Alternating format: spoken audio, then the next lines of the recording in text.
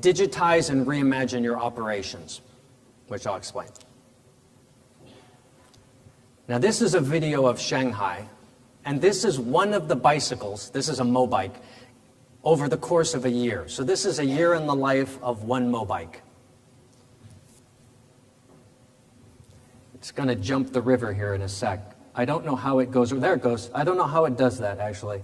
I think someone illegally rode it across the bridge or something.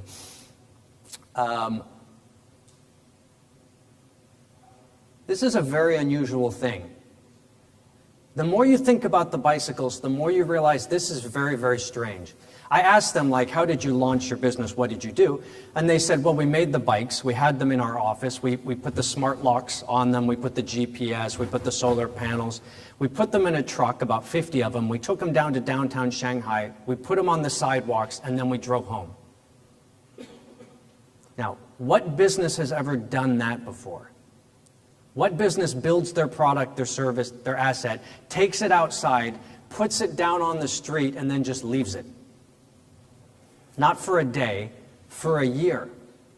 Like, these bikes are designed to exist by themselves in the world for 3 years without support.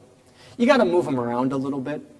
It turns out, like, if the bikes start to go outside of town, they keep going. So when the bikes go out, they have to go get them and bring them back.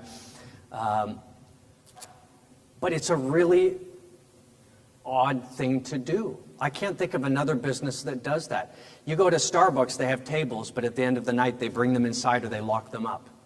Vending machines are locked down. Park benches are locked down. This is like you have a pet and you just go out to the forest and let it go and say, good luck.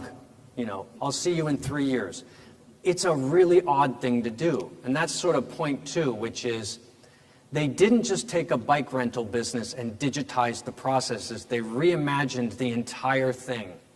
And they came up with a very weird thing, which I sort of call assets in the wild, where you build assets that are designed to live in the world without you. And they don't just live in the world, they market themselves. They don't do advertising. You see the bikes, oh, there's a product. They sell themselves. You buy with your smartphone. There's no sales agent, there's no real estate, there's no shelf space. There's none of that. The bike sells, and the bike delivers its service by itself. You ride it along, it delivers the service, it's done. The bike is your business, and it doesn't need you. At least out in the world, it needs your software. It's a really weird thing to have independent assets that constitute most of your business. And I was talking with Jing Dong, the folks, and the CTO was thinking about, like, one day we'll have like 5 million autonomous vehicles just cruising the streets of Beijing, and they'll just live out there forever, like the bikes.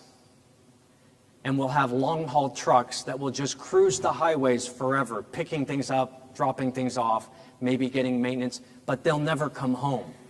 And because they're independent, the interesting aspect is, because they're independent, why can't we release 50 of them?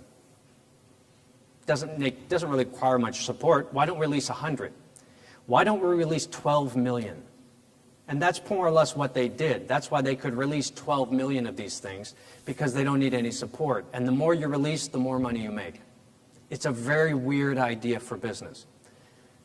You can take it further. Are there going to be drones that just circle the skies in fleets?